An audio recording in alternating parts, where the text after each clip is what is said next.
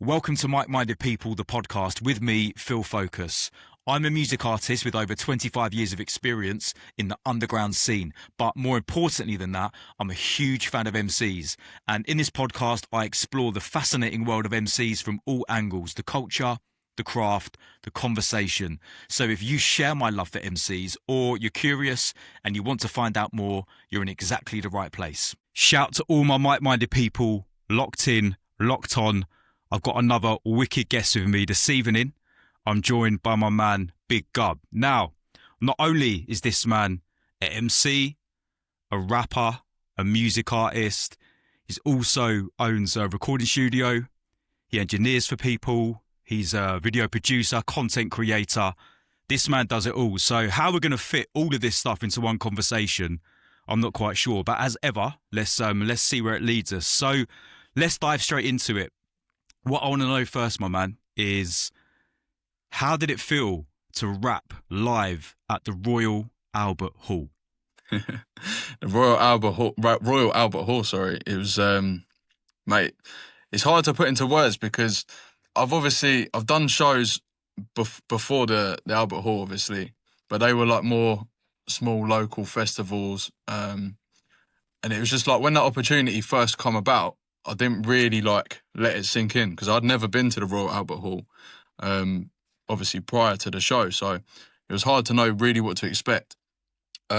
Leading up to it, obviously getting the writing done, was actually a lot easier than I thought it would be because it was a bit out of my comfort zone because it was more like orchestral instrumental, for example, whereas I normally rap on like a rap beat or something along them lines. So yeah, it come quite natural. Enjoyed the writing process. But in terms of like the show, it's just like, yeah, man, stepping out in front of all them people and showing them your work and what you've been working on. It's like, yeah, it's crazy. It's hard to put into words, but definitely a good feeling.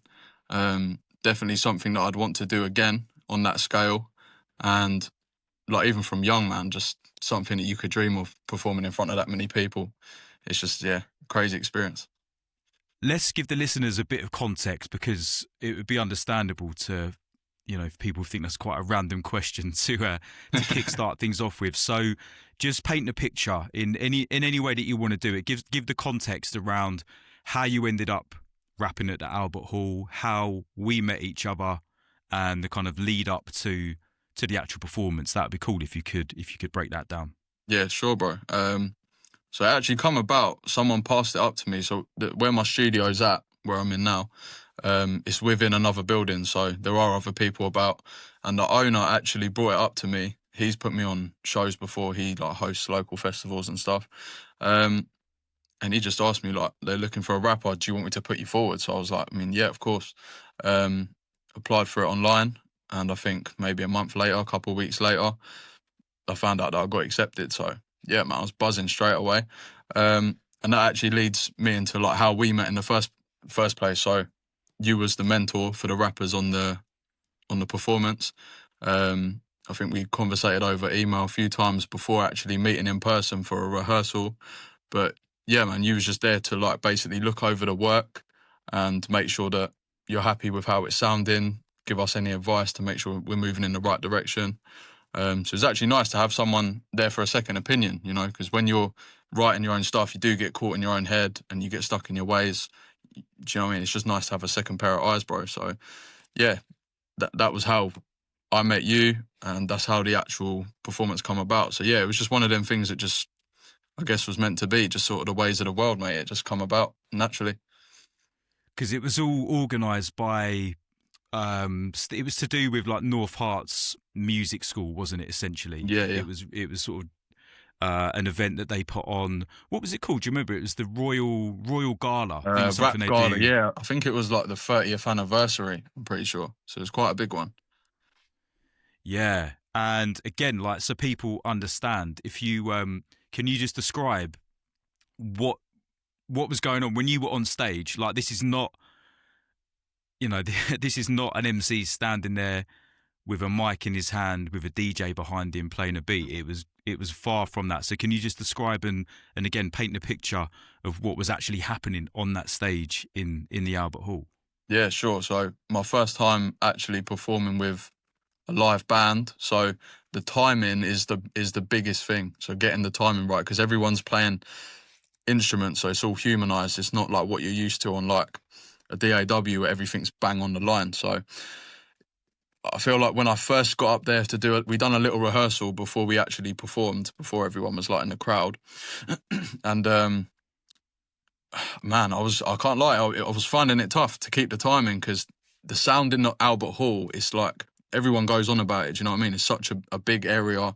The sound travels different, so keeping that timing, even with a little speaker in front of me, having the soundtrack played in front of me, it was still kind of difficult to keep the timing. So there was that, but I mean, once it comes to the actual performance, you just sort of got to go with it, man. You just got to do it and give it your all. And that was literally the situation. So I was feeling comfortable with my rapping. I'd rehearsed it enough, but when it come to actually doing it in there, it was just a completely different ball game. But it was sick because it was completely out of the box, out of my comfort zone. I love things like that. I love pushing myself.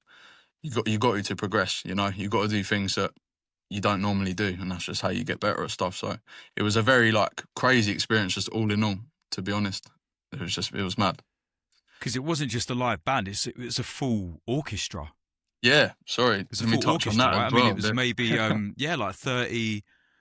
I'm just trying to think now from when I was at the rehearsals with you, like 30, 40-piece orchestra. It was mad, Yeah, wasn't it? It's like a big yeah, orchestra with a conductor and all of that stuff going on. it And I was crazy. think, correct me if I'm wrong, I think there was a choir as well.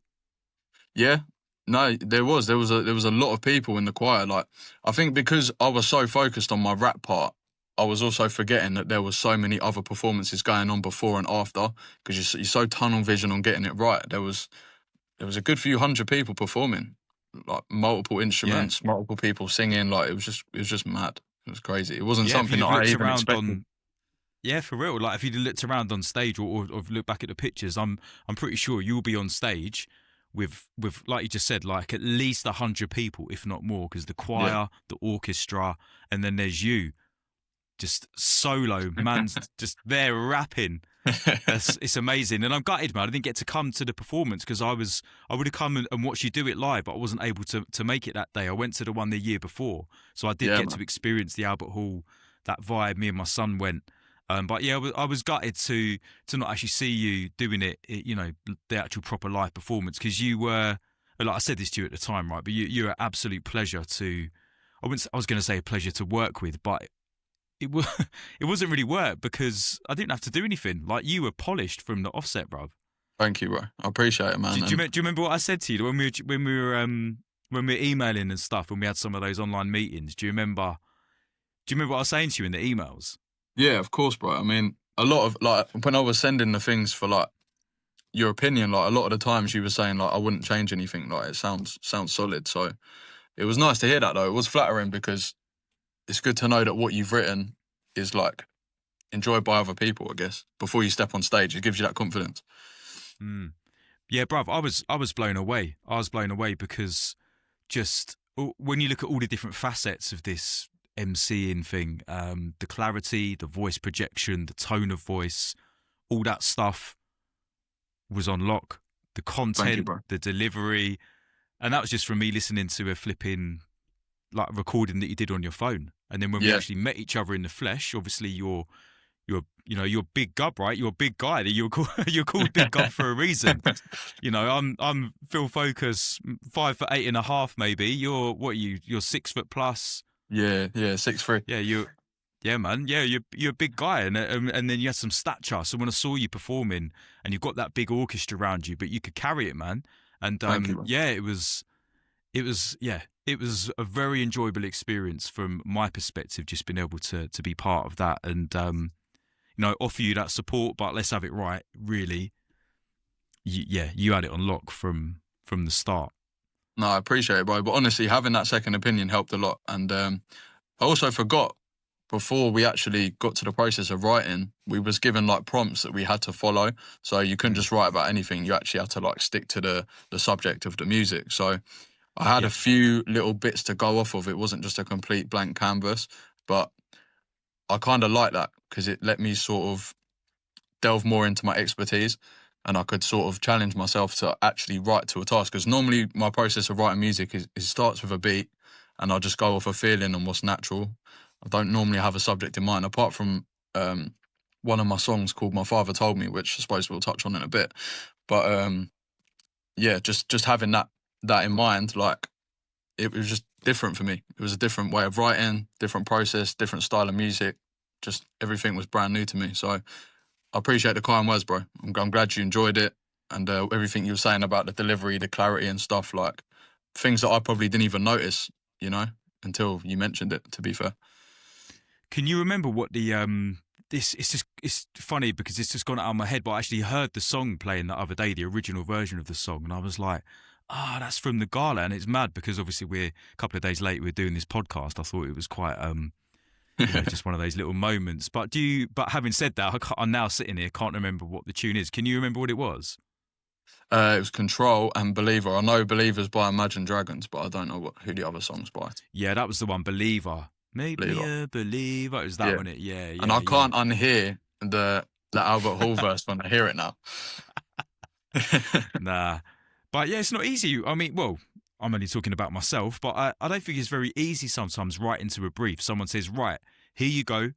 Here's the topic. And it's not like you had free reign necessarily because, well, you did, but the song's already there. So there's lyrics in the song. It's already telling a certain story. So the people at the Royal Gala said, right, Mark, we want you to take this song and make it your own and write a verse to it. And yeah, that's not always easy. And you had to do two, didn't you? There was two different songs. Yeah. There was two, yeah. And both quite different tempos from what I can remember. Yeah, Believer was a lot slower. Control, it was easier in the sense that, one, it was shorter, so I could be a bit more snappy, but Control was also a bit of a more upbeat tempo, so I could flow on it a bit easier. But with Believer, I really had to like switch up my way of writing, to be honest. Yeah. But you're versatile, man. I mean, as we said just off camera, I was just listening to your Spotify earlier on. Well, literally about 10 minutes before we started, just to get myself in the zone, as I tend to do. And yeah, I'll tell you what. Let's save talking about the tracks on your Spotify because I do want to dip into those. You mentioned the one you wrote about your dad, and there's some others. I want to get into those in a bit, but let's kind of rewind a little bit and go back to, the early days, because I don't really know. All I really know about you is essentially what we've just talked about, the whole meeting at the rap gala and all that kind of thing. So yeah, I'd love to learn a bit more about, what makes you tick, how you got into music. So maybe go back to maybe even the days like before rap. Yeah. And you realise that music is something that really connects with you.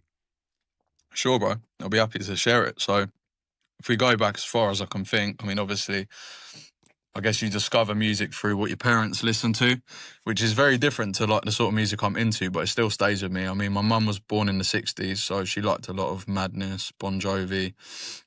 My dad, more into like reggae and stuff. His dad was a preacher, so songs that are about life, songs that are just like good vibes, positive stuff, so I think that's where that comes from. So I grew up listening to a bit of that whenever I was in the car with my dad or whatnot. And I also have an older cousin called Andrew, and we grew up together like brothers, so a lot of his music influence actually carries over with me today. He's the one that probably showed me rap in the first place. He used to listen to a lot of K Coke. I don't know if you know K Coke. Yeah. Look, you're definitely going to be schooling me out a little bit during this conversation, but yeah, I am familiar with K Coke. Yeah. Yeah, I wouldn't be able to tell you any of his songs or anything. I don't really listen to him necessarily. I've dipped in and out of it just to, sort of educate myself. But yeah, man. Okay, K Coke. So just go back 1 second to I'm just interested in what you're saying about the music your parents listen to. Can you think of any? I don't know. Is there a particular song or artist maybe or album that if it came on now, it would almost take you back to your childhood and remind you of those younger years? With my parents' music, not so much. I mean, there are like certain songs. There's a song, Hold You by Egyptian. That's a song that reminds me of my dad because he used to listen to a lot of that in the car. But mainly my cousin's influence on me. That's more the era of songs that when I listen to now, I'm like, yeah, that takes me back, or like an album, because I couldn't really name too many of the songs that my mum or dad listened to because I don't know. I guess because I didn't live with my dad, I only hear them songs in the car, and with my mum, didn't play too much music around the house. Like, she loves music, don't get me wrong, and she's a big supporter of mine, but it's just like here and there, do you know what I mean? It wasn't like a massive impact, I'd say, with like where I am at now with music. Like, what I listen to is mainly, I listen to a lot of rap, and I think when my cousin used to play these songs around the house, he used to listen to a lot of Stormzy as well, when Stormzy was first coming about. All the old grime, Skepta, JME, just like all the general, like, do you know what I mean, what was popular back then. So I feel like a lot of my cousin's influence on music is actually what got me interested and made me realise that I actually really enjoy music.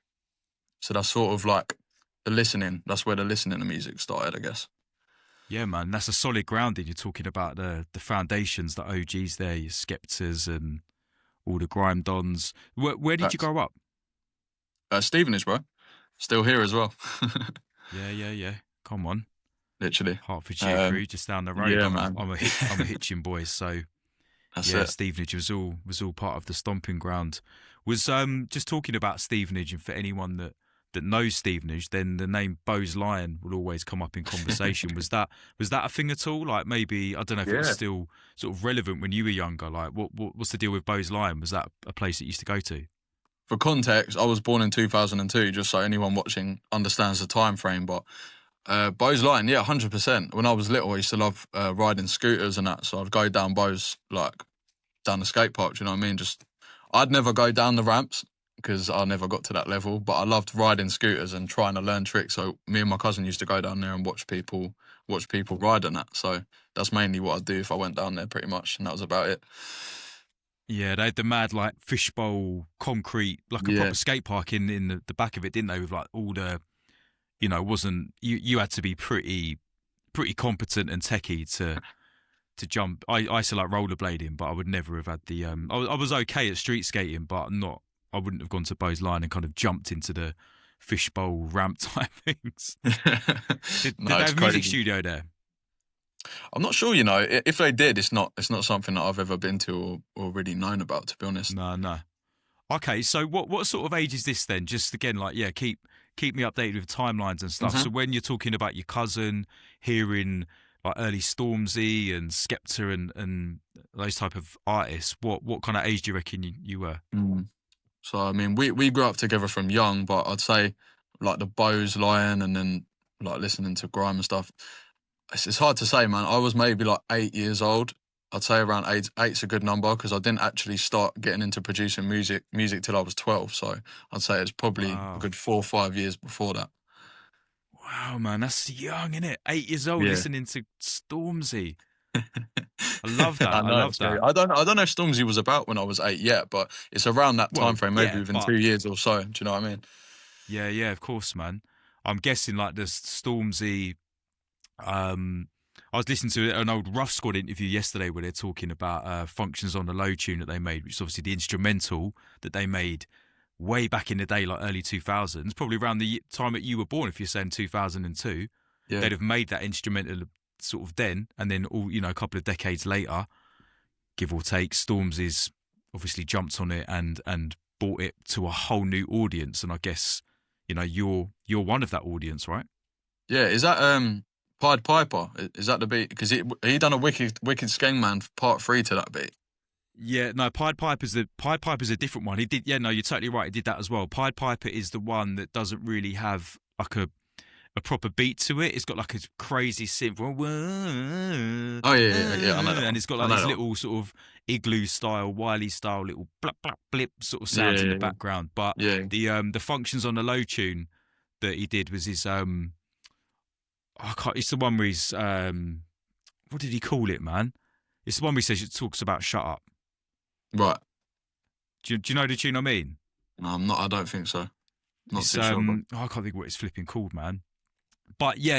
Like, you're obviously like classic Stormzy stuff. So yeah, you're like 8 years old. You're hearing grime, rolling with your cousin.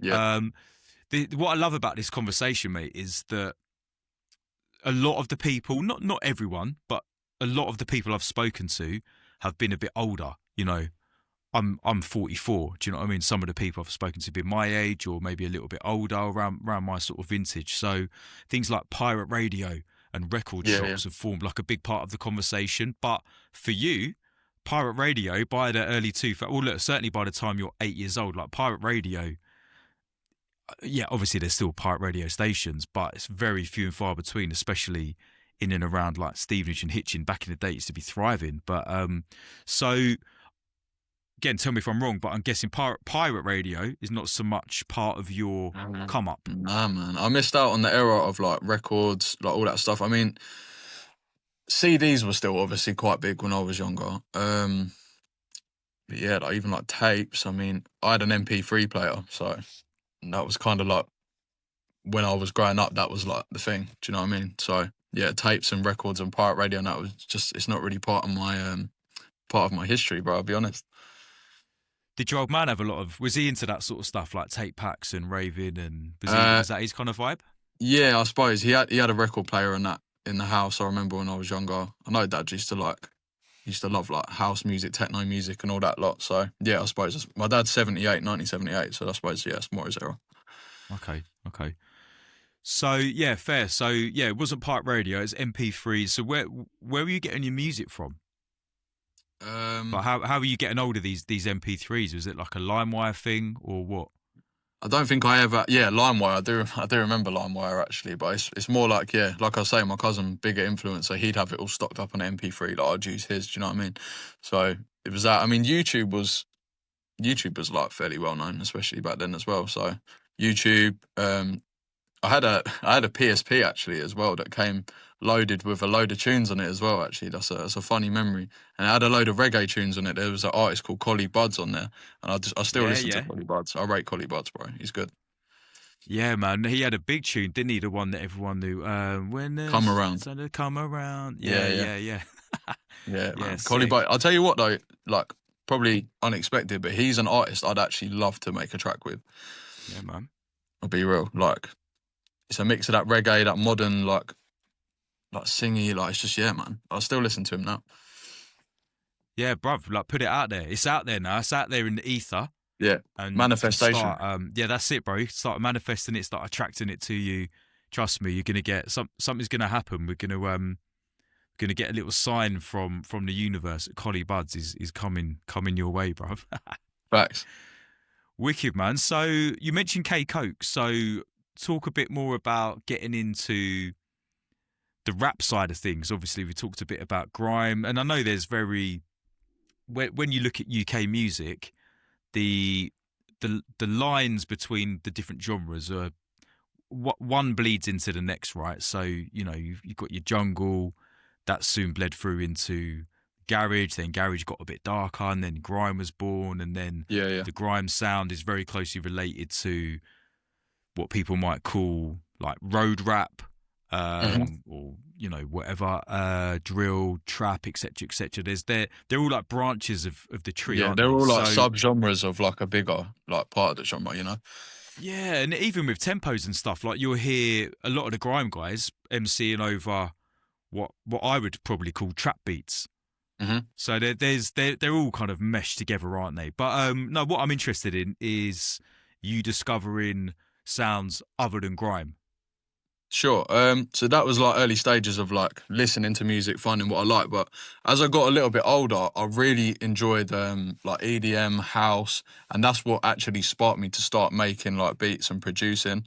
Um, but that, yeah, like that early influence on like grime and stuff, it gave me a taste for like the rap scene. So when I later come to discover that that would be like my main genre that I listen to now, in between that time, it was just a lot of EDM and house, even like a lot of house music that didn't have like vocals in it or singing. I just had something about the beat that I just really liked and I admired.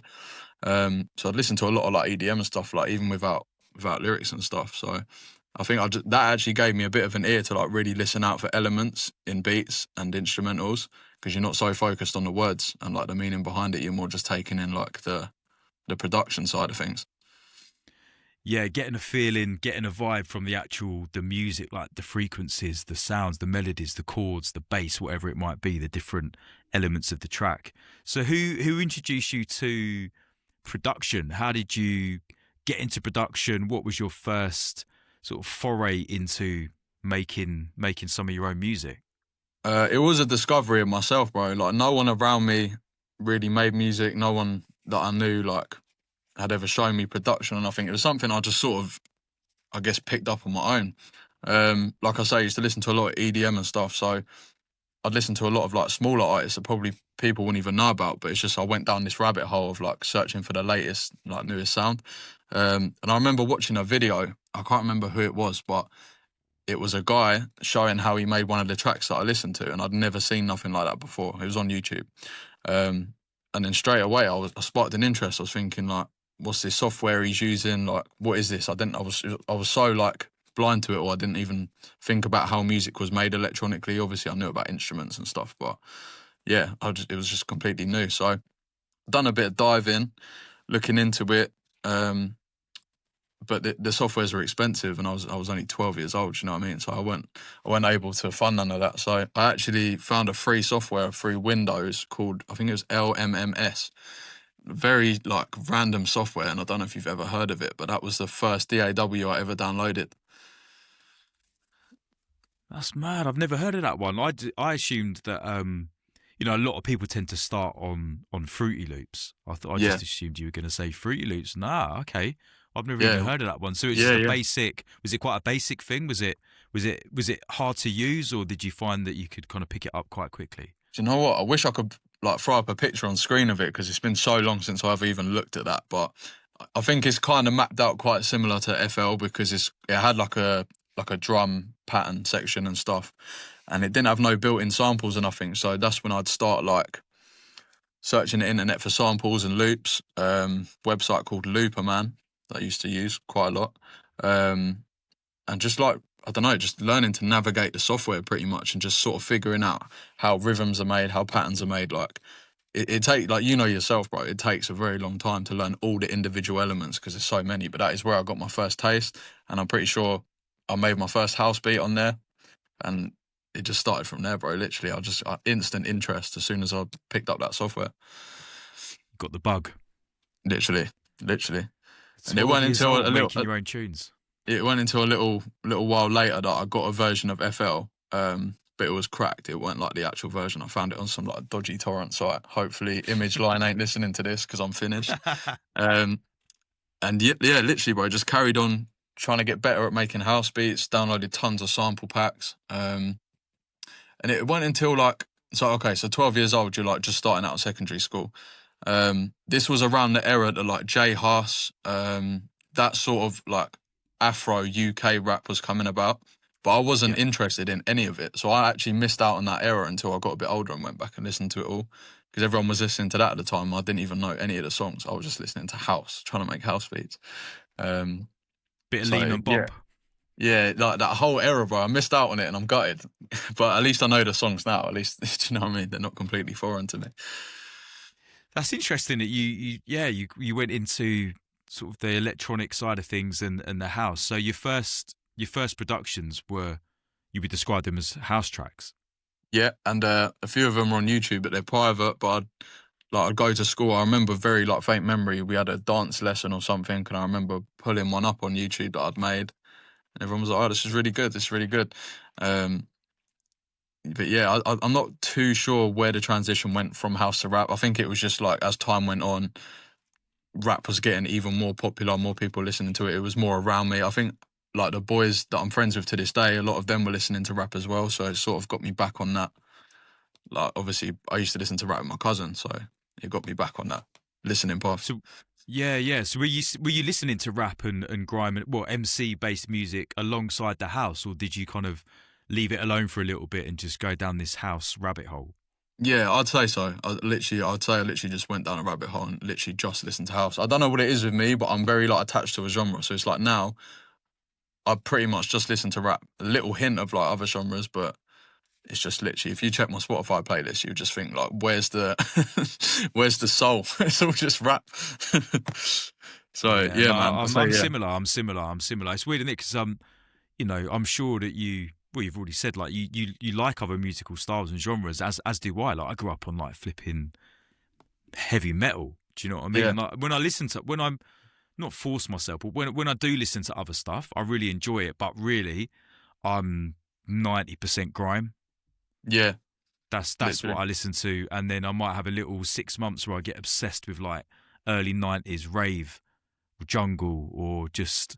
Do you know what tends to inspire it or spark it off? Is actually listening to. I might listen to a podcast and the Hmm. person on there is talking about a certain thing, and it just makes you want to like go back in on that thing. So I've had like Yeah, my little something '90s will rave spark era it. or whatever. Yeah. Something will spark it. 100%. All right, cool. So you've taught yourself how to sort of navigate around the music production side of things. You've got Fruity Loops. You're getting into that, and then so where does the rap thing come back into play? Okay, so we're on to the rap section now. So after I learned how to make house, there was some sort of transition. I was listening to more rap. So naturally, I weren't listening to house. I didn't want to make house beats anymore. I wanted to make rap beats. So I started experimenting with trap samples, trap packs, trap loops. Um, Made a good few beats and I was uploading them to YouTube. My channel was called Big Gub Beats at the time. I was very fixated on the fact that I wanted to be a producer. I'd never picked up a pen and written a lyric by this point. That was something that came a bit later. Um, so yeah, man, just really like trying to get good at making the beats. Over time, I wanted to get people to use them. You know, I wanted people to rap on them because I was listening a lot of the artists that I did listen to around this time and I do today. Travis Scott, a lot of American stuff. Um, do you know what? You know, like old school hip hop and like 50 and that didn't come till later either. It was a lot of like modern stuff. I'll be real. Juice World as well. I've got a few of his records lot on the wall. Like that still stays with me today. It's a big influence, yeah. Big influence, bro. A lot of them were like American style beats, and I think that's why it was hard to get people in the local area to use them. Um, so that is actually when I started learning to write and learning to record myself. Like I was the one using them because no one else was using them, so I was trying to see how someone rapping on it would sound. Um, Man, I love the self sufficiency angle like that you've yeah, got going on here is super inspiring, bruv. Like the thank you, bro. making the beats, then just like look, can't really find someone to rap. Like actually, fuck it, I'll rap on them. Do you know what I mean? That is just that's some next level shit, man. So how did you find the transition into, you know, from making house into making the trap sort of style stuff? Was it like technically, is it any different? Was there a different approach to it? Have you talked about sample digging and stuff like that? Mm. Yeah, that's a good question actually. I mean, obviously the drum patterns, the rhythms, the tempos are completely different. So it's a whole new genre of music. But because I had spent that time making house beats, I just see that as me learning the software. I mean, obviously I gain knowledge of like production, but a lot of it is just navigating the software. I mean, I didn't even know what scales were, keys. Like, I learned how to line up BPM and stuff, but keys and that came like just as I transitioned to making rap beats. So a lot of my old house stuff is just so out of key and it just sounds like mush. But it's all part of the process, man. And Mm. yeah, a lot of my samples were just found online. I'd also like find songs that I like and try and flip that into a beat. Obviously, we didn't have AI stem separation and that then. That's quite a new thing, which I wish I had back then because I'm not too big on making the beats these days. But back then, it would have been a different ballgame, literally. Right, hold on a minute. Tell me about AM AI stem separation. Tell me more Mm. about that. Just as a little So segue before, and yeah, we will bring it. Note to self: we will bring it back to you know what we're talking about. But yeah, can you just tell me a bit more about that? yeah, bro. It's crazy. Like AI is mental. And there's a whole other conversation on the way I feel about it. But more specifically, the stem separator, you could throw any song you want into a stem separator and it will do its best to separate. So say you just got a WAV file MP3, it will separate the drum pattern, the melodies, the vocals, the bass, and then that will allow you to pick the parts you want out of it rather than. So if you wanted to sample just a vocal out of a song or just a piano, you could separate it with stems. And it's not ever perfect, but it's good enough. Like it's some of them are even getting better. So what you just put it into the plugin or whatever it is, the software, and it throws out the separate audio files for each kind of bit of the track? Literally, just through Wow. a solid MP3 or WAV file, and even FL Studio's got it built in now, so you don't even need a website. Like, you can just do it. And I'll be honest, it's actually been quite handy for like vocal production and stuff, just to nick little samples out of songs and stuff. So what is the website? I'm quite intrigued by this. Okay, so I'm putting you on right now. I'm putting you on right now. Yeah. So it's built into FL, but there's a website called Moises, Moises, and it's free. So you can just literally drag a MP3 into it, separate it, and you've got all your individual tracks as if you're in the project file. It's nuts. It's mental. Yeah, I'm trying to just process this in my head and just think what the implications are of this. I mean, if you're just trying to get some sick samples, then it's a great thing, right? So what, you said it, so I do have to dig a little deeper. What is your viewpoint on this then? Because you kind of did touch on it, so I've got to ask you. I think at the rate AI is going at the minute, especially with like video AI, like Higgsfield, ChatGPT, I believe in like, I can't say a time frame, but maybe like 10, 15, maybe even less, bro. Like, who knows with how quick technology moves. We will just be listening to AI artists. I don't believe that human artists, although there will always be a market there, like when electric cars take over, there'll always be a market for petrol, diesel, but mainstream, I feel like a lot of it's going to be AI made music, and it's even showing now. There's Spotify accounts out there which are completely AI. The videos are AI. It's a complete someone behind a computer programming it, and it's not even that difficult. And they've got like hundreds of thousands of monthly listeners, bro. And yeah, it's showing. Do like, people even know that it's AI? Do you reckon? Like the listeners, Yeah. do they know that it is? Yes, it's not like some secret. It's not like they're trying to disguise it. It's overt. People know. Well, I mean, if you want to delve deeper, have you ever heard of an artist called Playboy Carti? Yeah. I don't know their music, but yeah, of course, I know their name. Okay, so there was a conspiracy, and it's kind of proven true. So he's got a song with The Weeknd called Timeless, which is sitting on like 1 billion streams. It's a relatively new song. I think it came out this year. But someone had broken it down to show how the song is actually an AI voice and not them singing. And there are actually other songs on his album that show the same evidence that it's actually used AI to create the song. I guess for an artist of that size, they're thinking of it as like, cool, so I ain't even got to rap no more and I can make millions, do you know what I mean? So like, I see it from the label's point of view, but bro, it's crazy to me. So they're just like in the example of The Weeknd, obviously like one of the biggest artists in the world. He's just like the face, the brand of it. Do you reckon he even exists? Do you reckon the whole thing is just AI from inception?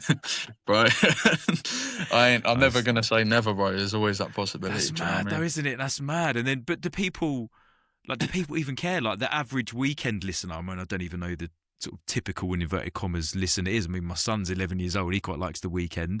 He probably doesn't give a shit if it's made by AI or not. No, you wouldn't be able to tell though. That's the problem. And he only listens to it for 40 seconds, then he moves on to the next tune anyway. That's what I mean. And they're growing up with that as the norm. So like my generation's probably the last that's grown up without AI. Like from now on, it's just the norm, and it's just crazy to me, bro, because you can't even tell. It just sounds like a normal song, like a normal voice. Yeah, it's a head fuck one, isn't it? And what about the video that you mentioned? There's videos. So are they human looking in the video? Or are they like characters? Like if you watched it, would you just think, oh, this is actually an artist that looks like that? Or is it obvious that they tried to make them more like a character? It's very good. Like the level of AI is very good, and it's only going to get better. But I think at this point in time, you can tell, but it's still early stages. Like things like this have only really come about like very recent, bro. Like the video stuff especially, and it's got to the point now. Like even my Instagram feed, it's just full of AI videos. Like it's just it's mental, and that's why I believe it's very like obvious that eventually AI is just going to take over, and we're not going to need people in general like to work anything. It's crazy. Because Timbaland's name comes up a lot, doesn't it? Is it Timbaland? Yeah, I'm sure it is. He's got nurturing, if that's even, it's not really the right word, is it? Creating these AI artists. Sure, he's on the case. He's quite. Oh, Timbaland, yeah. You mean the producer? Yeah. Sorry, the producer Timbaland. He's pushing through these AI artists, isn't he? Do you know what? I haven't heard anything about that. Have you not? No, I No. keep hearing his name coming up. Or I was, well, do you know what it was? I was literally in the airport at the weekend, and I was just sitting there having something to eat, and these people next to me were talking about it, and they were just saying, I just couldn't help but hear what they were saying, and he was saying something along the lines of, oh, Timberland was like messaging some big whoever, like this big US Hmm. artist, messaging this artist about whoever like the latest hot rapper on the street is or whatever, saying, oh yeah, bro, like hit him up in the DMs type thing or in the comments, like we should link up and collab or whatever. And then people were saying, oh, he just wants to, don't do it, because even though it'll blow you up as an artist, they'll end up just like robbing your sound and then creating like the next AI Yeah. sensation with, I don't know, based on the person, something like that. Anyway, I was Yeah. just thinking, what are they talking about? Literally, bro, it's scary. And like, Mad. just one more thing to touch on that Playboy Carti thing. There's even people out there that are making AI songs using like I don't even know what you call it, but it's reading like all the parts of someone's voice, and then it's literally like where you could rap something and put it into the AI, and it will turn it to that person's voice so accurately that you'd think it's their song. And there's people out there making millions and getting millions of streams on Playboy Carti songs that ain't even made by him. They're just AI. It's crazy. What? Man, That's Yeah, that's mad, isn't it? I heard someone saying that. I mean, this was a while back as well. Like, it's obviously moved on a lot since then. But at the time, I'm sure someone was saying that David Guetta like mhm. created like an intro track that sounded like using AI, and I think he openly said this is AI. But it's like Eminem rapping Okay. for his intro, but it Yeah, wasn't yeah. Eminem. Yeah, That's literally. mental, isn't it? It's mental, bro. It's crazy. It scares me, but I try not Oh, to think mate. about it because I just enjoy making the music and yeah, I'll just Yeah, leave it. man. I mean, look, we could do a whole podcast about this, and maybe we shall, and unless AI gets there before us. But but yeah, Maybe we look, could just it's AI the whole pod, bro. We ain't even got to come in. yeah, mate. Spirituality, creativity, soul of a human, like that. Yeah. That's my jam. So fuck all it. This AI, obviously, it's a thing, and everything you just said is it's only going to keep getting deeper. We all use Chat GPT and all this other shit, but Mhm. I don't know, man. It's yeah, people will always want to tap into that kind of spiritual side of creativity, and Mhm. I think as well, just like there's been throughout time and history, there'll be like counter movements, anti-establishment type stuff, where there'll be like a revolt against AI if the Yeah. robots allow it to happen, obviously. Yeah. Literally, bro. It's scary, bro, and that's just what the future holds, bro. So you just got to enjoy the present moment. I'm just picturing like RoboCop in my mind.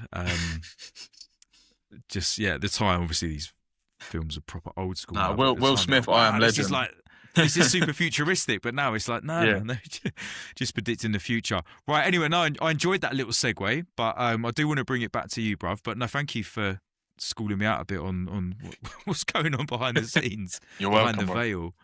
veil. Yeah, okay, cool. Back to you. Right, so you're making trap beats and you're getting into that world, and you're finding it hard to get local people from, I'm guessing, like, the Hertfordshire area Mhm. to jump on his beat. So you start spitting. You keep it all in house. So yeah, tell me a bit more about that. Like, take me back to pen to paper first. The first time that happened. Sure, bro. Okay, so to give you a bit of time frame, so I've started making the house beats when I'm 12. This is going over like a few years, like transitioning to the trap beats, maybe like 3, 4 years, like just when I'm about to pick up the pen. So yeah, around about when I was 16, I'd say like 15 and 16 is when I wrote my first lyrics. And I actually remember it so vividly because I remember my old man was getting on to me like, I believe that you can write it. And he was saying that with no like reference. Like I've never showed him any music I've written. He's just always been a big believer in me, and that has always driven me. So I thought, do you know what, fuck it. So I'm sitting in school, I'm on the computer, and I'm just looking for beats, and I find one, and I catch a melody to it straight away. And it weren't actually like a lyrical rap song. It was like I was trying to do like a singing song, something catchy. Um, and I went home that day and I laid it down. And that's literally where I started to learn to record. Um, and from there, bro, like literally, I got addicted to the next thing, which was production, like engineering and stuff. So I've learned all these different things. They all work together. I'm doing it all in FL Studio, and I still use FL Studio to this day. I've never even touched another DAW, as bad as that sounds. Apart from GarageBand, we used to do that in school as well. We used to make beats and stuff in our lessons, like on GarageBand. So there was that influence from school as well, but I learned a lot of it at home. So I'm just, yeah, I'm into the process of writing now and making more beats, rapping on them. I actually dropped my first song with my boy Finno. Do you know what? I think maybe 2020, maybe 2019. I'm not too sure on that one, bro, but that song's privated now anyway. When I listen back to it, it cringes both of us out. But again, it's the start of the journey, do you know what I mean? Yeah, it's got to, man. It's got to. You write a passage, you have to have a certain amount of cringy sets or cringy tunes or whatever, whatever it is. 100%. Yeah, man. So how would you describe that tune then, the one that you just mentioned, like your first kind of time that you and your friend are on, spitting on this track? Yeah, How so would you describe that one? I made the beat. It was one of them ones that I was going to put on YouTube. I think I actually did, but I was going to save it for myself. I think I had a little studio in my bedroom when I was living at my mum's at the time. So like when my boys would come over, like I always had the setup there. But my boy Finno, he had like interest in music as well. I mean, the way we wrote the song and like the way it come about, it wasn't planned or nothing. I think it was quite in the moment. So cool. We just played the beat, started writing, seeing what we could do, and we actually we made a couple tracks together. And me and him, we made the first releases that I ever put out. So I had another song called Splash, which is the first song on my YouTube channel, first music video. Yeah, man, that one's crazy. That's got some crazy memories for me, Splash. So I made the beat for that as well. At the time, I think this is literally when lockdown just hit, literally, so we weren't allowed to go out, but we were still going out. Like we didn't really listen to all them regulations and that, bro. I'll be honest. I want to know about. Hold on a minute. You had a little smile on your face there when you said about that Splash tune and some crazy memory. Come on, Yeah, what just does it take you back to? What are the memories?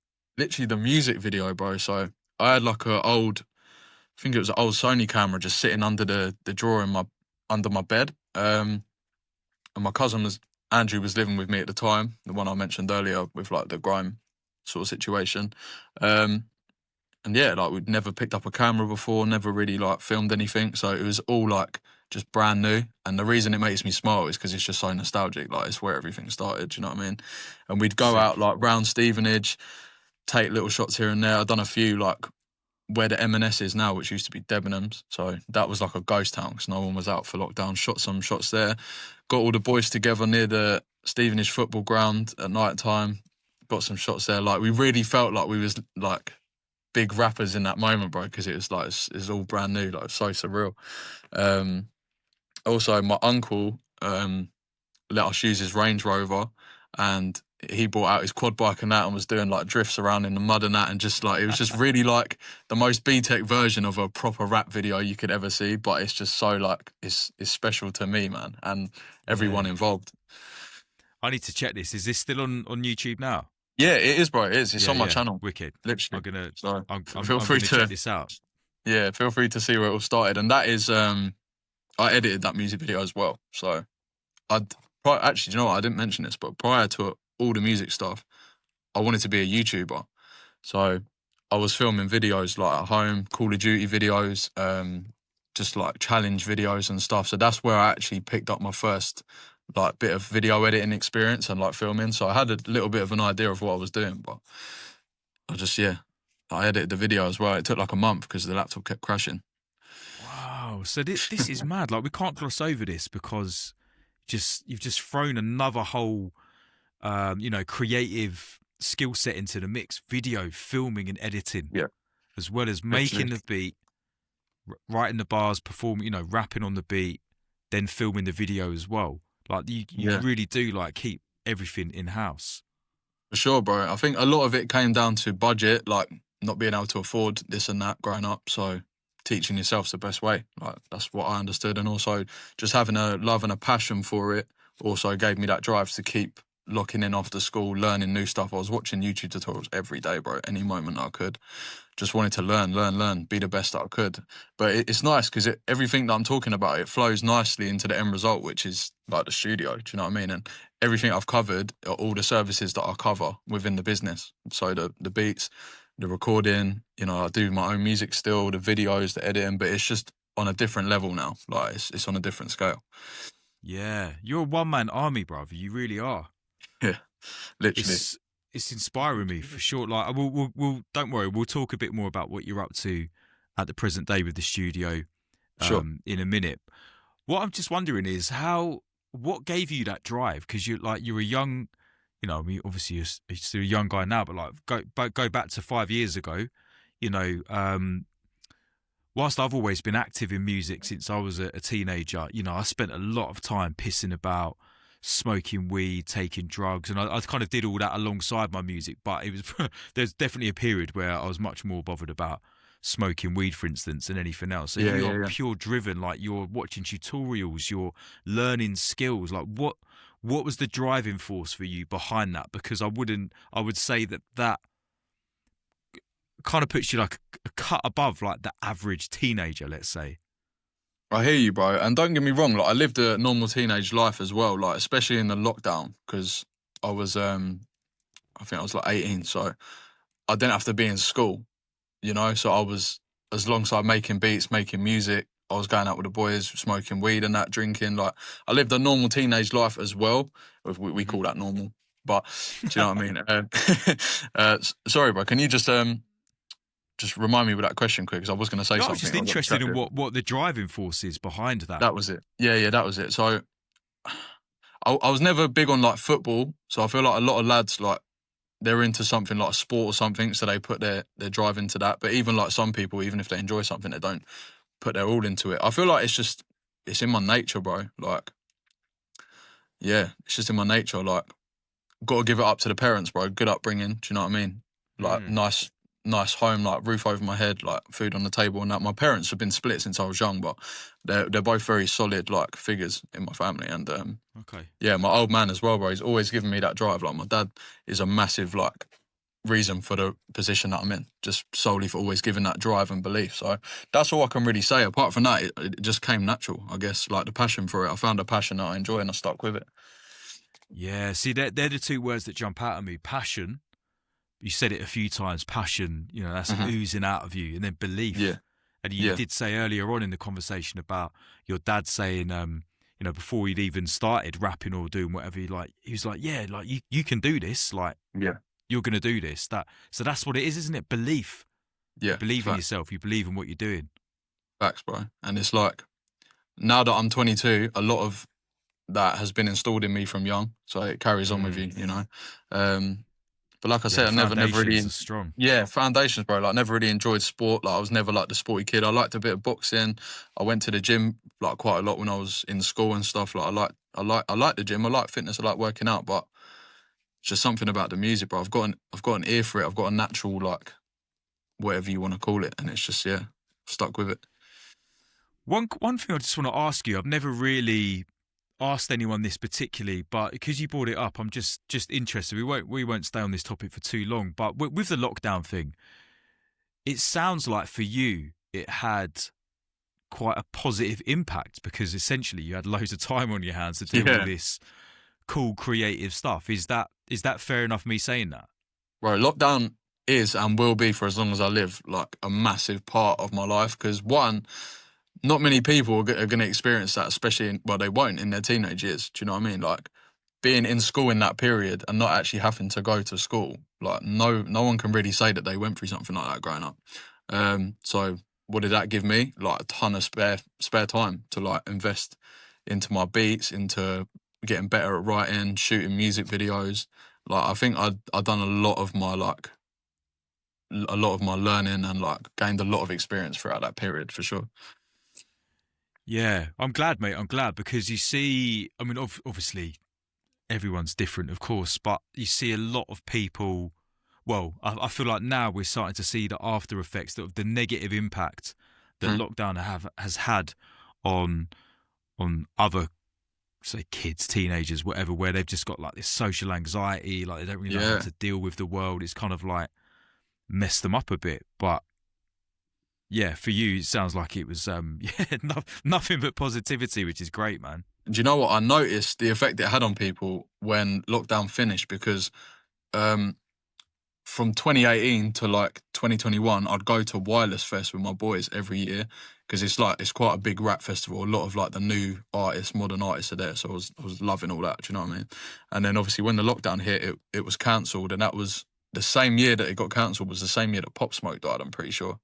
Um, so yeah, it was a bit of a weird one. But when we come back out of that lockdown, that Wireless, the first year after lockdown compared to the one before, everyone just like didn't really want to be near each other. No one really wanted to mosh pit. Like it felt like everyone was trying to keep distance. Like it was strange, bro. It was like everyone was coming back to normal. It was strange. Yeah, yeah, mad times, man, mad times. Proper. All right, so you were talking to me about, obviously making beats, spitting on them, like creating Yeah. songs, and then creating videos and doing the whole shebang. So then, what were you doing with the tracks? Putting them out on YouTube, bro. Most of them, I mean, a lot of them are still on my computer that never ever got the light of day. But I just see them as like another learning process, you know. But the ones that I put out, obviously at the time, I felt like were good enough projects to like actually put out to the public. Like we was shooting music videos. Big up my boy Skaz as well. Like he's been my best mate from like I'd say primary school. Yeah, literally just before the transition to secondary school. He used to come and hold the camera for me a lot, and he'd like take time to come film me, and then I'd obviously edit it after. I'd done a music video called Pricey like 3 years ago.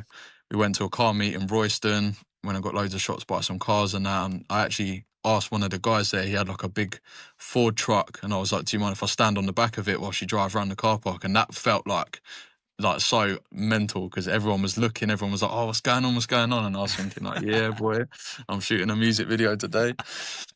And that was shot Wicked. on a GoPro, by the way. Just thought I'd throw that out there. Oh, really? Yeah.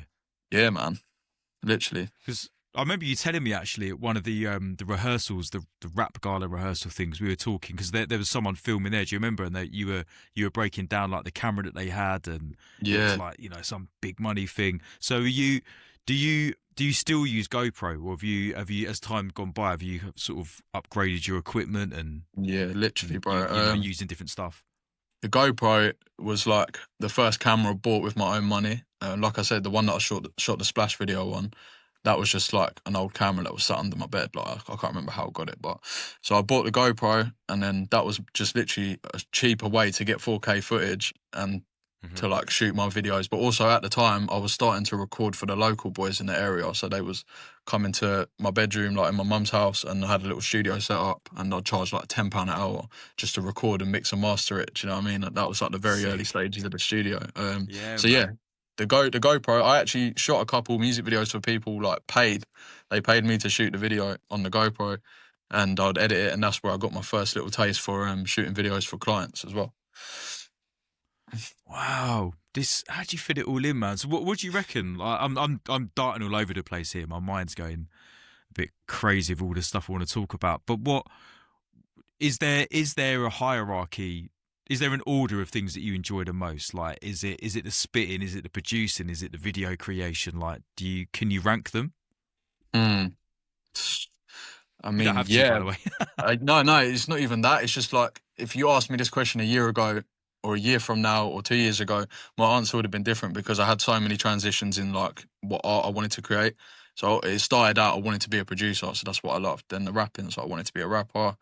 Um, I'd say to this day, I enjoy the music videos because when I'm going to shoot for a client, it's like I don't know, man. It gives me that closest feeling to like working with like mainstream industry, I guess. But I mean, yeah, bro, it's hard. It's hard to rank it. I'll be honest. I love making my own music. That probably gives me the best buzz. Editing videos, I enjoy it when it's done, but it's a lot of work. And Yeah. it's a lot to do. And mixing and mastering, like engineering, producing. I'll tell you what, my favorite thing to do is mainly recording for an artist and throwing out ideas and like giving them like ideas and advice and Okay. Yeah, just like being one-to-one with people. I think that's my favourite, to be honest. Yeah, so proper production. And aside from the engineering, you're actually helping people sort of structure and give some creative ideas around the tracks Yeah, and bro. things like that as well. Songwriting as well. I mean, that comes from being an artist Yeah. as well. Like that's why a lot of people can bounce ideas off with me, because I get it from the artist perspective, not just the engineer perspective. Who are some of the people that you've worked with recently? So me and Sab NDI have been doing so much work recently, so many music videos, sessions, mixing and mastering. I've got a large clientele, um, but me and Sav, like most recently, I've been looking in so many vids. I mean, yeah, bro, like I it's see like him come very up a very lot on full on. your Yeah, timeline. I do. I yeah, know exactly who you're it's talking very about. full on. It's very full on. Like we'd shoot maybe 3-4 videos a month, like somewhere around Wow. that mark. So obviously you And got all the is this for an videos to album film. or something like that, or is it for like a is he just creating a body of work? The guy's very consistent. I've got to give it to him. He puts out around 2 singles a month, like full production music videos, like mix and master tunes. So it's just more his like work rate and like the rate he likes to work at. Um, but also with that, it's given me even more experience. I've got better. I've progressed. If I watch the first video I shot for him or the first video I shot when I opened the studio compared to now, like the quality is mad different, especially in editing. Yeah, I've seen some of the videos. They look crisp, man. They look Thank proper you, bro. crisp. Yeah, man, Really and impressive. not shooting on the GoPro anymore. Just to answer that from earlier. Yeah, anyone listening to this who's thinking they might get a music video made, he's not using the GoPro anymore. Okay, Yeah. he's leveling up. Yeah, facts. Um, yeah, man. Oh, mate, there's so many other things I want to ask you because one thing I'm interested in is that you know it feels really different. Like the way of doing things for you you know the way you described it to me is that you you make music, you create songs, you create videos, and you release them to the world. Hmm. Um, and that's almost how you cut your teeth. That is you learning the craft. Yeah, literally. Whereas a lot of people that I've grown up around, you know, talking about myself and my peers, and I guess like generally speaking, people of my kind of age group, is that making songs came way further down the line. That was almost like something you'd aspire to, even if, and maybe you didn't even ever do it because you're an MC, and it was pirate radio was essentially cutting your teeth, and then through the pirate radio, you know, you get booked in some local clubs, and then blah blah blah, you get put on bigger events. So it's much more. I guess as I'm saying this out loud, what I'm thinking is the distinction or the difference is, it was for me, it was more performance based radio and raves, and then now, like I'm doing it for a while, but then you get into tracks and putting music out on labels and stuff like that. Whereas you've done it almost the other way around, where you're creating all of the studio based stuff, making these songs and songwriting and all that sort of stuff. That's the first port of call. Would you agree with that? Is that is that more or less how it is? Yeah, for sure. And I think the main reason for that is the accessibility that I have grown up with, in terms of, like you say, back then, like with the pirate radio, then getting a DJ to play it in the club. Like nowadays, it's as easy as making the song, putting it through your distributor, like DistroKid, and then bang, it's on Spotify, it's on YouTube for the world to listen to. So I think Mm-hmm. having that accessibility, and it's more easy to be an artist and an independent artist. Like more specifically, you don't necessarily Yeah. need a label these days to make a name for yourself, bro. Yeah, yeah. So what I'm thinking then is, where does performance fit into this? Do And you? I did want to touch on this as well. Yeah, yeah. Talk to me about that. Talk to me about that. Literally, so it was only right after I'd made a few songs, put a few songs out there, that I'd want to start performing. So I'd been to a lot of different concerts, a lot of festivals and stuff, only for the music though. I've never seen a festival as like an excuse to get pissed. I've always gone to a festival just to listen to the music, bro, and I'm still like that to this day. Um, but yeah, my first ever show, Stevenage, Old Town Live, 2023. It was out the back of the record shop on the Old Town. There was a little stage set up. It was pissing down with rain. I was absolutely buzzing, bro. I bought brand new trainers, brand new hoodie, like jeans, a lot.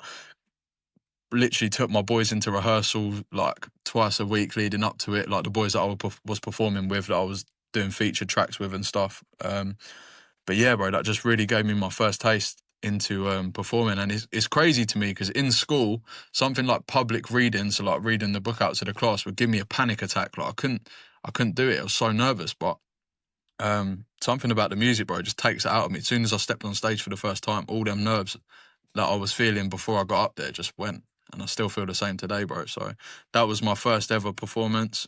Mainly family and friends watching. Obviously, it weren't like out in the main bit. It was out the back of the shop. So it was like, it weren't really like open to the public in a sense unless you knew about it. And then from there, I got a taste for it. So I done Todd in the Hole Festival, which is a festival local to like in between Stevenage and Hitchin. I don't know if you've heard of it, but Yeah, man. Yeah. yeah, no, literally, and it's quite a big festival as well. And it's not predominantly like rap or anything. I think I might have been the only rapper on the whole lineup, or like one of the only.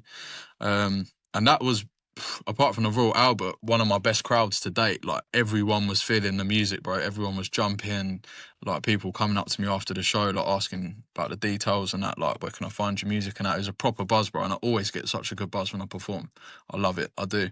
But yeah, like nowadays, mainly focus on the studio, mainly focus on the business side of things. I make music when I can, and when I've got the time. It's mainly a time factor. So, not released too many tracks this year, as much as I would like to, and I've still got the love there for music. But that has also like leaded into me not performing too much because I've not really been looking for the shows. Do you know what I mean? Yeah. What's the scene like? What within the music world that you inhabit? It's how would you describe it? Like I want to use your terminology. Would you call it the rap scene? Would you call it what? How would you describe the scene that you're part of? Is there a Yeah, scene? the rap scene, bro. Yeah, for sure. For sure. Yeah. Okay, so this. I want to know what the rap scene is like because I know I'm deeply entrenched in the drum and bass scene, for instance, but I know it's going to be, well, I'm guessing is pretty different from the rap scene. So, how is the rap scene? Do you know what? I'd like to flip the question before I answer that, because you were saying about the drum and bass scene. Like, what's the drum and bass scene like? Because that's something that I've never like really tapped into to compare. Yeah. Oh, okay, cool. So, I think firstly, the first thing that comes to mind for me is that I guess like as it is with rap, there's so many different little splinter cells, so many different subgenres within the music that they are almost like their own scenes. So it's impossible to say really like, yes, this is the drum and bass scene, because you've got like with any music really, whether it's house or even rock or whatever. Over that side, you've got Hmm. your super commercial stuff that is kind of like almost like the pop music version of drum and bass. Your Becky Hill and your throw some names up, Rudimental, whatever, that kind of thing. Yeah. Some people might even say it's not really drum and bass, it's pop music at a drum and bass tempo. But that's that one extreme. And then the other end of the spectrum, you've got super underground, super techie kind of stuff, which is very niche. And then obviously you've got all the different points in the middle. And the thing about the drum and bass scene is that, well, like I said, you could almost operate. So the bit of the scene that I operate in, it's all labels, right? Isn't it? It's all bloody, it's just ways to kind of put it into a box. But people would call it like the deep, the minimal. That's kind of the bit that I work in. But Yeah. you could be into drum and bass. You could live and breathe drum and bass, and be completely unaware of what's going on in that other bit of the scene down there. Be like, does that make sense? So Yeah, you can almost live for in sure. your own little bubble. So my description of the scene that I'm going to give to you in a second, and I'll keep it as brief as possible, could be completely different from what the person in their little bubble or subgenre of the scene experiences. Do you know what I mean? But 100%. but yeah. So this for me, it's I guess I guess like a lot of music scenes is a bit political sometimes. There's lots of politics going on and stuff like that. But I just think that that's like most music scenes. I would say that it's very, to a degree, there's like a family feel to it. People tend Yeah. to know each other. I'm out and about a lot. I see a lot of the same faces at different events. There's also a wide range of ages. If I'm on stage, there will be people in the club, and it varies depending on what the event is, obviously, but from 18 all the way through to 50 plus. You know, Hmm. some of the DJs that I work with are pushing 60, Yeah, and the youngest crazy. person in the crowd could be like 18 or whatever. Do you know what I mean? And Yeah, yeah. a lot of the MCs that my kind of peers, if you like, in the MC world, generally speaking, are of a similar age, maybe a bit older, maybe a little bit younger. There's not a ton of new, young, fresh MCs coming through into the bit of the scene that I inhabit. If you speak to Hmm. someone that's a bit more involved in like what maybe people would call the jump up scene, Yeah. yeah, you can see why kids would be more attracted. Kids, oh my God, I've reached that point in my life where I'm saying kids. You can see why young, fresh MCs would be attracted to that because it's high energy and it is a bit more MC focused.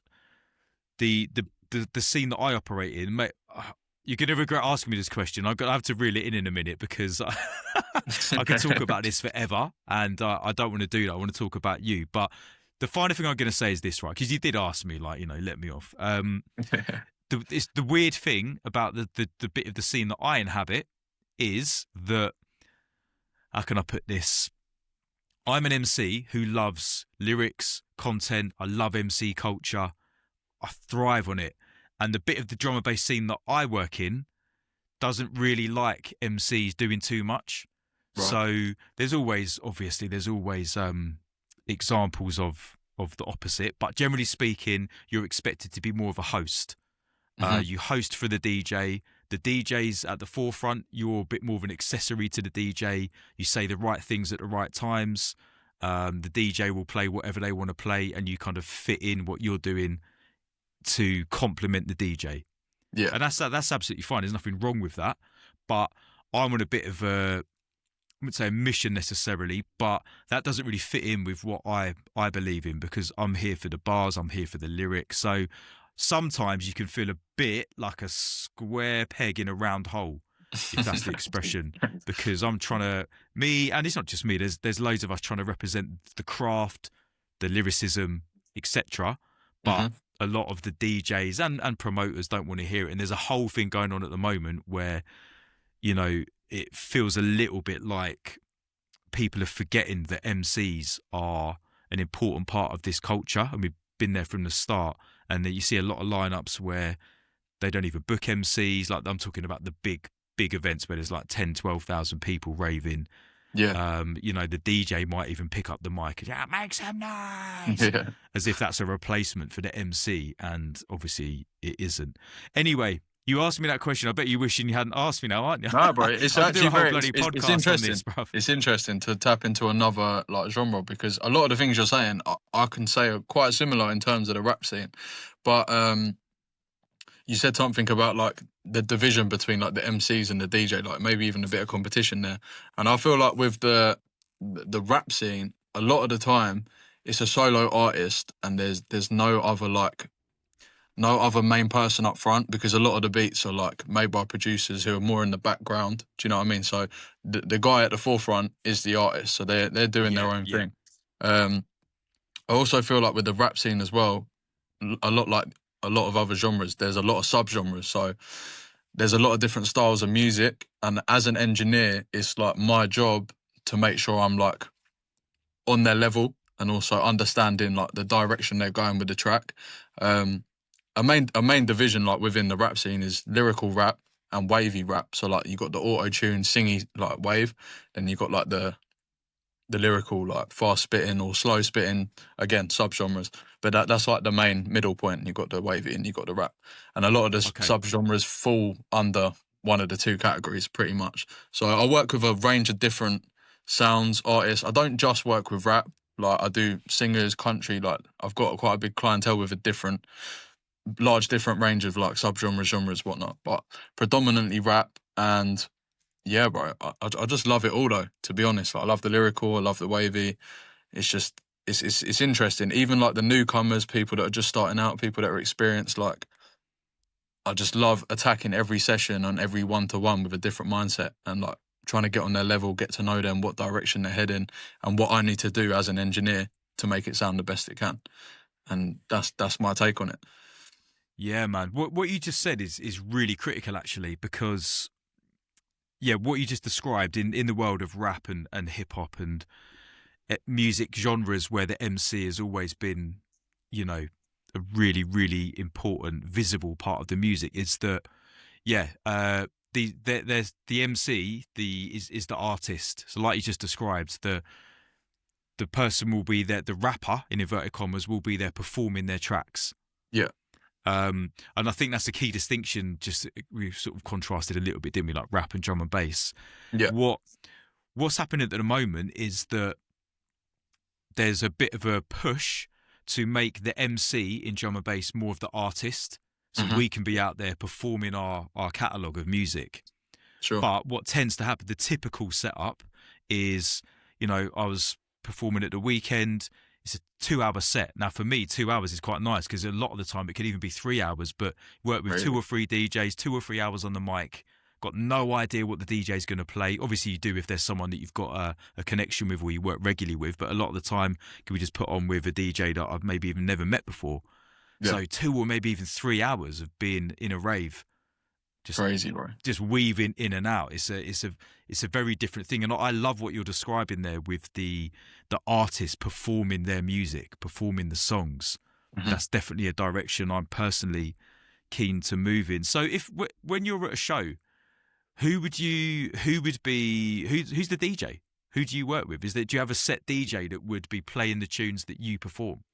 I feel like that's if performing was something that I kept up like regularly on the same level that I keep up the studio, so I made it my full-time thing, probably would have got to that route of having a DJ that come with me to every set. But in my experience with the shows that I've done, you come ready with your songs, and the sound engineer or whoever's in charge of the sound, they're given the order and they just play it in the order. Like me personally, I'm terrible and I'd hate to sound engineer for me, because every time I've got a set list ready, I'm always telling them, nah, run that one back, because I'm going off of the feeling in the room or in the crowd. Really? You know what I mean? Shit. Yeah, literally. I'm so bad for it, bro. I'm so bad for it.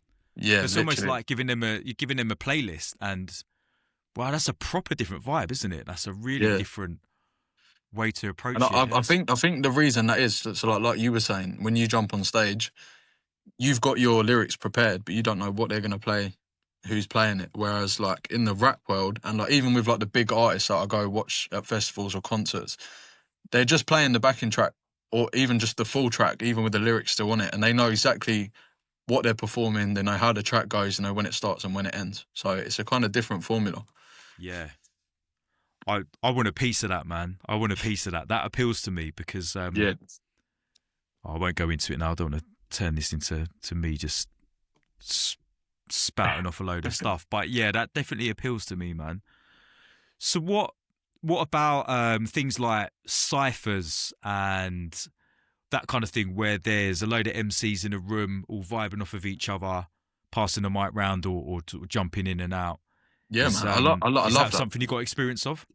I've actually hosted Lyric Lounge cyphers. I've only done 2 of them, and it was something that I hoped to keep going, but it's just something that got pushed back, man, because it was where the business just started, it just opened, and I think I was trying to do too much at one time, and it is something that I'll probably continue doing in the near future. But I did actually host 2 cyphers where I selected artists to come in. They were sent the backing tracks like a few weeks in advance so they could prepare and write to it. I created the running order. I had a screen in the room so everyone knew when they was coming in. And that actually come from when I was younger, and like when my cousin was listening to Stormzy and that. There was a cypher called it was a Fire in the Booth cypher, 2014. It had Stormzy, Akala, Gets, all that lot, and that has always like stuck out to me, and it was always something that I even listen to this day still, because it's nostalgic, but it's also sick because it's natural and it's raw, whereas you're so used to listening to them artists on like their studio recording. So it was something that I wanted to try and bring into the local scene, and it was quite successful, like considering that it only just started. And yeah, bro, I even loved it. I obviously rapped on the cyphers as well, so that was like my first little taste of doing a cypher. And okay. Yeah, bro, it's sick. I love doing cyphers. Do you know what? I need to start that back up for sure. Are these on your YouTube channel, the ones you're talking about? Yeah, they're on my Big Gub channel as well. Oh, sick. All right, I'm gonna go in and check these out. So, what's the scene like round when you're talking about local artists? Is there a strong scene in and around like Stevenage, or going into like, obviously there is in London, of course, but what's it like in Hertfordshire? Yeah, like you say, London has got and has had a massive scene for it, and even in like Stevenage, there's MCs that have been doing it for years. Like they're like 30, 40 years old now and they're still rapping. Do you know what I mean? Like there's been a scene, but I think with the new generation of music and social media clashing together, more and more people are seeing people online like, oh shit, they got the money, they do this and that. I want a piece of that. I'm gonna try it. So I feel like as time's going on, a lot more younger people are giving it a go, and they're seeing what they sound like. So I record for a lot of people in the local area that are just starting out and like their first time, and I love recording for them people because I know what it's like to start out, and I will guide them how I wish someone would have guided me when I started out. I didn't have anyone like a mentor. So yeah, man. So you play that mentor role for the people Yeah, that you work with as well, by the sounds of it. 100%, bro, 100%. And it's a natural thing. It's not even something that I mean to do. It just comes out. But a lot of people like respect it, and they find a lot of positive benefits from it. So yeah, man. Well, But yeah, you're literally just talking your truth, aren't you? You've lived yeah, and you do live and breathe this stuff. So really, that's all right. you've got to do is talk about Yeah, what you're passionate about and what's meaningful to you, and that's going to help them. That's it.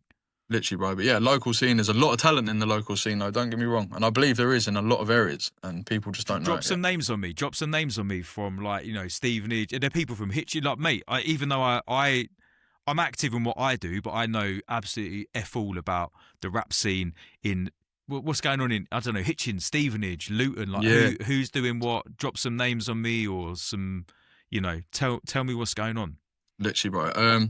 Like with the clientele being so broad, like I don't just want to like name drop certain people and then like leave people No, out. no, no. But like for me, like CJ, RSO, my boy Cam, very, very talented, but doesn't put out enough music and doesn't actually realise how fucking sick he is at rapping. And we've got a song in the works at the minute.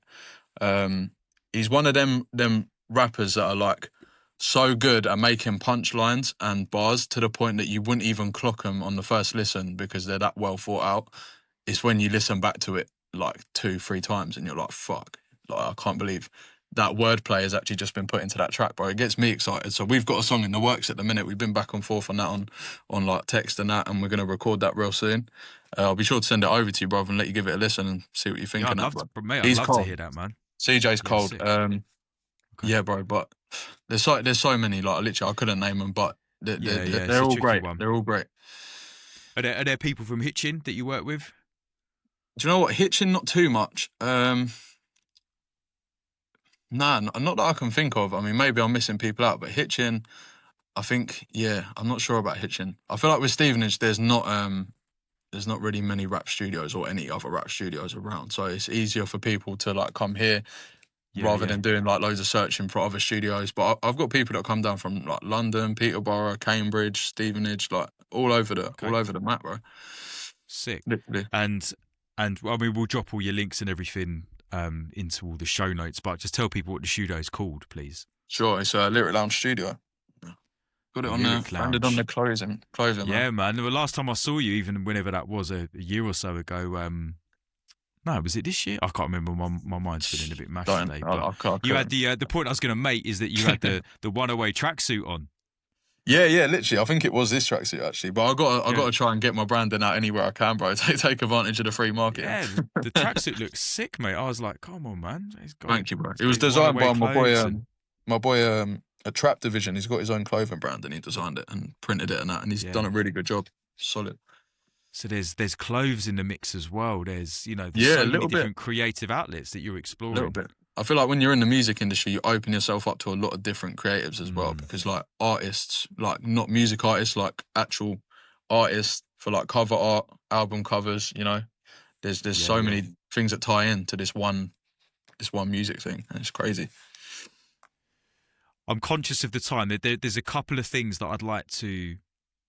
I'll be really annoyed if we don't cover before we wrap up. So I did, I said at the beginning I wanted to.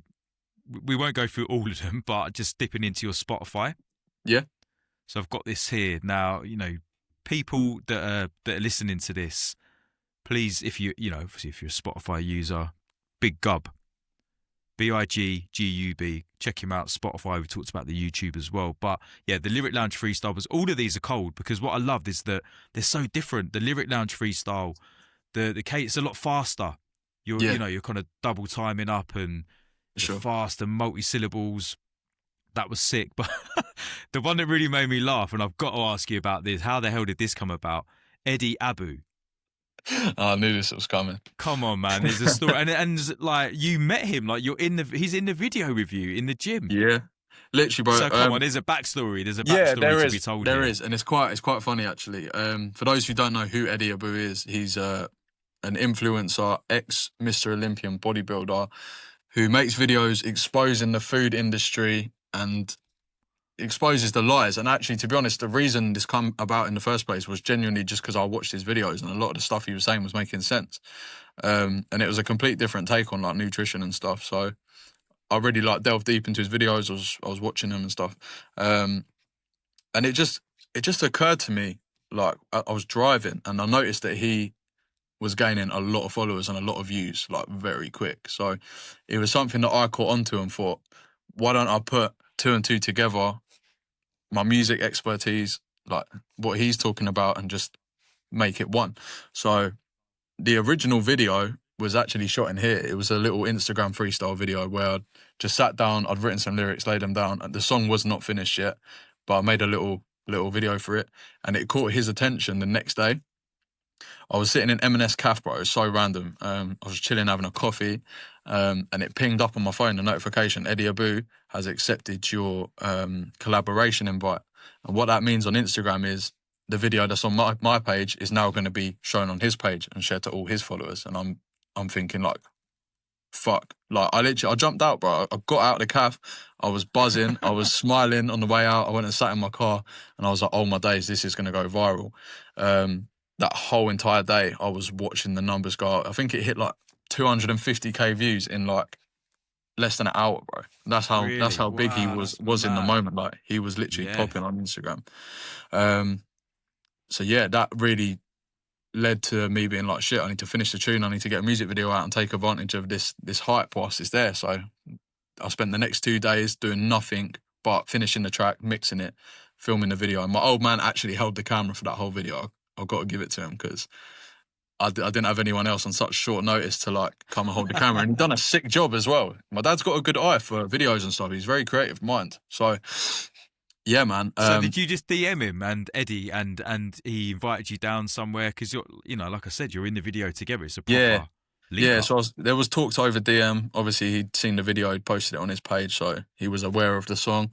I just told him, I was like, look, I'm gonna put this out in a music video. Do you mind if I come by? And he was like, yeah, man, no problem. Come to the gym.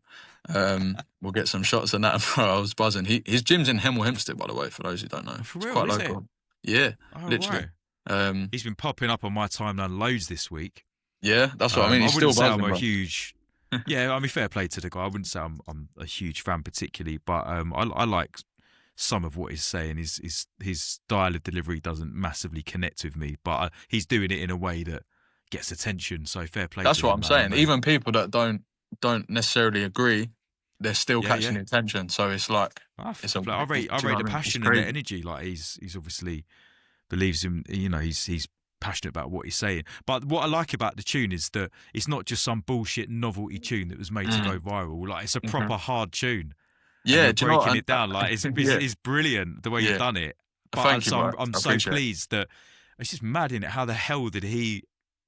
Look, I just love the fact that he's picked up on it, and you've got this sick story that you can tell to your kids further down the line, and it's captured on online as well for forevermore. So yeah, for sure, bro. Yeah, I'm just trying to think of the I'm not going to cringe out and like try and do the hook, but yeah, the breakfast in bed, something about eating eggs. Come on, you're walking along with the boiled eggs. Yeah, mate. You know what that was as well? That was one of them Tesco meal deal eggs, and it tasted rank. But I've done it for the vid. Oh, Eddie wouldn't have approved of that, I don't think. No, I don't think he would, bro. But it's better than eating like fucking cereal, I guess. Yeah, so the Eddie, that's sick. People need to go and check that. And then you've done. And also a little side note. Rest in peace to Speaker Flex. Speaker Flex is he was making like videos on Instagram and stuff at the time. Going around with a big JBL speaker, playing tunes and that, and he had quite a big following. And he actually hit me up and said he wanted to do a collab. So he come all the way down from up north to Stevenage just to shoot a video in the local Asda where we played the song on a speaker and I performed it. The video got like over 1 million views on Oh, Instagram, but sick. he really helped me drive that. And yeah, rest in peace to him, bro. He died recently, so I just thought I'd throw that out there. Okay. Yeah, no, fair play, man. Big him up. So can we see that one on your Insta as well? The Yeah, Asda? bro. Yeah, literally, it's on there somewhere. Amazing, man. And yeah, you got Steve O'Toole. I love that one because obviously I'm from round here, so I'm hearing you name check different roads and different places Big up, in 100%. Stevenage. I spend a lot of weekends at the Lamex with my son and my dad. They've got season tickets, and Yeah, I go to quite a few of the games. So yeah, yeah, you know, the literally. mad thing is, like, I only like in the last 2 years I got into football. I used to be anti-football. I couldn't give a shit about football, and now I Yeah. love it. I So think we yeah, spoke about this when we met up because that was did some we? common Did we? ground. Yeah. Because I literally, I'm not into football myself, and I think you was telling me a similar story. I've got proper obsessed with it. Yeah, big up the Borough. They're smashing it this season. Big up, bar. And then of course, yeah, we've got to touch quickly on. My father told me that Hmm. tune's sick, and I'm going to play this to my son later. So you've taken the Akon beat, Yeah. and flipped it, and obviously, well, you talk about it. So that song is sentimental to me because it really lists a lot of or everything, like as much as I could cram into the song, like the values, the morals, the advice that my father has told me, hence the name of the song, and that how that has impacted me in life. And I actually dropped that on Father's Day and sent it to him. And Oh it's still wow. to this day, even though the song's like 2 years old, he sends me a video here and there of him listening to it on his way to the gym or whatever. Like, it's a sentimental piece, and I'm glad that I could have created that and let him hear it because it was something that I always thought about. Like, I'd love to make a song to tell my parents what they mean to me, but I don't want to do it when it's too late. Do you know what I'm saying? So Yeah, it yeah. just come about, bro. And because it was such a meaningful song, when I was writing it, it comes so easy. And I think that song's sick because the flow is techie, but it's also talking about real experiences and like meaningful stuff, bro. So yeah, the song literally means the world. Brother, it made me feel emotional. I was saying this to you before we started the pod, but yeah, it made me feel emotional, and the way you delivered it, and then and you can sing as well. You've got that melody. You've got a melody in your voice with the hooks that you do. Literally, bro. I like to tap into a wide range of genres. I still ain't found my sound, but I think my sound is a lot of different sounds. I don't think I'll ever find one sound that I stick to. It'll always be versatile. Yeah, yeah, 100%, man. Why do you need to stick to any one thing? Like you're So already living proof that you can go down all these different avenues. So yeah, I'm looking forward to playing that tune to my son. Shout out to Dexter because he's into, you talked a little bit about, you mentioned Juice World and Travis Scott. yeah, Like even though he's quite young, he loves those artists. So like the mad thing is, he only really knows about them through playing flipping computer Fortnite. games, Fortnite. Yeah, thought you'd say that. But hey, So it doesn't matter yeah, how you discover it. Do you know what I mean? The fact you do nah. discover it, that's what matters. And I think he could become a new fan of yours because you know what I mean. Like you're doing a sound that will resonate with so many different people. No, for sure, bro. And I appreciate that. And I honestly need to put more music out for the people that are waiting. Like, people still get onto me to this day, like, when's the next song dropping? And I've got songs in the locker. It's just, I need to put time towards it, shoot a vid, and get it out there. Yeah, please do, man. Please do.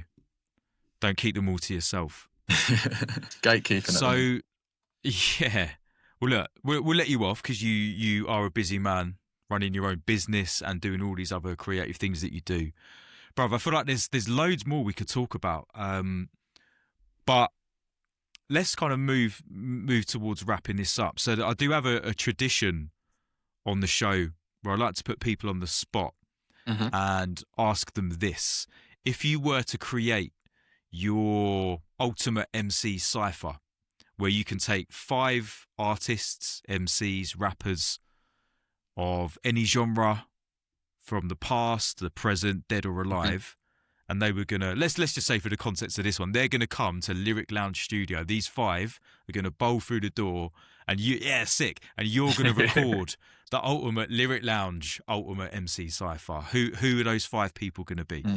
There's 2 ways I could attack this question. If it's in the format of a cipher, my answer will be different to artists that are just like my top 5. So how would you Yeah, like me to answer that? yes, yeah. We need to keep it true to the podcast and go down the cipher route. Sure. Okay. Crazy. Slim Shady era, Eminem. 100%. Skeppy has to be in there, like old school Skeppy, like you can't really match it. Bro, this is this is a tough one because it is right on the spot, and it's like you don't want to say someone and then later on think, shit, man, I should have thought of them. Man, obviously I'm gonna put JME on there as well, just compliment Skepta naturally. Who else would be interesting, man? Just because of my love for old school Stormzy, I'm gonna put old school Stormzy on there as well. Yep. How many is that? That's 4, right? That's 4. That's 4. Shit, man. And just for the 5th, I'm gonna put Big Gub on there, bruv, because I gotta be standing with these lot. Come on, man. That's it. I love that. You know, represent. Nah, I wasn't sure if you're bro. going to chuck a Juice WRLD in there, maybe. Nah, do you know what? If you ask me top 5 of all time, maybe, but in terms of a cypher, I don't think. Yeah, I mean, the guy. To be fair though, the guy is a mental and was a mental freestyler. So probably could have shelled it. And when I say put myself on there, I don't mean that in a vain way or big headed. I mean like nah. The opportunity of standing next to them artists on the mic. You know what I mean? Crazy. Yeah, absolutely, bruv. And there's nothing. There's nothing egotistical about that or vain about that. It's you're backing yourself. I'd love to hear that as well, bruv. Like, you've got the minerals, man. So boom, there we go. So let me just recap: JME, Skepta, Eminem, yourself, and Stormzy. Yeah, like wicked Skengman, Stormzy era. Yeah. Sure. I know there's going to be people I wish I said instead when I watch this back, but that's just how it goes, mate. It's done and said. Wicked, man. So you mentioned earlier that you might sort of play us out with a track that you've got in the archives. So yeah, man, I'm happy to hand this over to you. Give us a bit of a sneak preview. Like you said to me at the start, like, do you want to spit a cappella? I wish I had prepared something a cappella, but I think it'd be more interesting to play a finished song, like a finished production. Especially like this style of music, which is more like wavy, like auto-tune rap. I don't think you'd want to hear that a cappella, I'm being honest. But yeah, man, this tune's called Real One. I guess the meaning behind the track is just staying real to my people, being authentic. And it's just a nice vibe, bro. It's nothing, it doesn't force you to jump, it doesn't force you to be relaxed. It's just nice in the middle track. So I'm gonna run that for you now. Yeah, wicked, man. Big up. Hit the trigger. This is Real One. Never snaked on my guys, I'm a real one. Real one. I'm a real one. Never snaked on my guys, I'm a real one. Real one. They've been waiting on the drop, I ain't got nothing to say. I don't glamorize life, same shit, different day. Money's coming in fast and in multiple ways. Never been a little man, I gotta live up to my name. When you're raised in the mud, gotta act above your age. I can't stay broke, day to day I'm on the paper chase. Gotta stay woke, you could really lose your life today. Even when I'm not, I feel the need to tell her I'm okay. I'm a real one, break bread and I provide, I'm a real one. Never snaked on my guys, I'm a real one. You can see it in my eyes, I'm a real one. Always made sacrifice, I'm a real one. Break bread and I provide, I'm a real one. Never snaked on my guys, I'm a real one. You can see it in my eyes, I'm a real one. Real one. Pull for generations, have to break the cycle. Putting pressure on myself, that was vital. Head spinning like I'm stuck inside a cyclone. Sorry if I am myself, it isn't my fault. My biggest motivation's overtaking rivals. They're motivated, pouring maca in the styrofoam. Fuck the lean past the mic, I'll get in my zone. I'm on D&D right now, I can't answer the phone. Real one. Break bread and I provide, I'm a real one. Never snaked on my guys, I'm a real one. You can see it in my eyes, I'm a real one. Always made sacrifice, I'm a real one. Break bread and I provide, I'm a real one. Never snaked on my guys, I'm a real one. You can see it in my eyes, I'm a real one. Real one. Never snaked on my guys, I'm a real one. Real one. There you go, mate. Boy. Come on. That's the one. Hopefully you guys will hear that one real soon. I'm looking to drop that by the end of the year, hopefully. Give us an exclusive. So do you put these out on, is it like Lyric Lounge Recordings? What's the label name? No label. These all go on my personal channel, like my Big Gub, Spotify, Okay, YouTube, iTunes. Yeah, man. Literally, like where you can find all my other music, I'm gonna keep it on that same platform. Yeah. Sick. Bruv, it's been a real pleasure talking to you. And like I said, I mean, look, we've been talking for like an hour and 40 minutes. There's definitely more I could talk to you about. But Sure. let's wrap this up for now. And is there anything else you'd like to tell people about before we sign out? Where people can find you? Anything of that nature? You know, anything you want to plug? You know, the floor is yours, basically. Sure, bro. Appreciate everyone if you listen this far. Big up to Focus as well for actually giving me this opportunity to explore a bit of my history. It's been nice, you know, to actually like backtrack, think about where it all came from, and I'll probably take all that with me for the rest of the week, and I'll be thinking back to where it all started, and that will give me some inspiration for sure. But yeah, apart from that, bro, big up yourself, big up everyone for listening, and if you want to check out my music, Big Gub, Spotify, all the platforms, you know what it is. Also, big up Lyric Lounge Studio. Got to plug the studio as well. Yeah, man, 100%. We'll put all the links in the show notes anyway, so people can click and explore that in their own time. So yeah, brother, massively enjoyed that. To everyone that's been watching this on YouTube, you can listen to it on Spotify and Apple, and vice versa. If you want to send me your Ultimate MC Cypher, then please do hit me up on Instagram at MikeMindedPeople. I don't think I've ever had a single email, but I say it anyway. hello@mikemindedpeople.com. Come on, man. Someone send me an email, please. Right. If you're hearing this now, just send me an email with your Ultimate MC Cypher. Make my night. hello@mikemindedpeople.com. I always read them out. And yeah, big up for the support, everyone. You've been listening to Big Gub. Go and check him out. Until next time, Mike-minded people, the culture, the craft, the conversation. We're out. Peace. Peace.